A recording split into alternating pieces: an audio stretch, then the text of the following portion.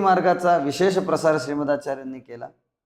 एकूण भक्तीचा प्रसार होवो, तत्वज्ञानाचा प्रचार होवो ह्याकरिता श्रीमदाचार्यांनी अनेक मठ स्थापले। त्याच्यामधील अष्टमठ म्हणून आहेत। अष्टमठ म्हणजे उडुपीमध्ये श्रीकृष्णाची प्रतिमा आहे। अनेक जण आपण त्याबद्दल जाणून असाल। मागे जो संक्रांतीचा महोत्सव झाला त्यावेळी पर्याय बदलून आता शिरूर मठाचा पर्याय सुरू झालेला आहे।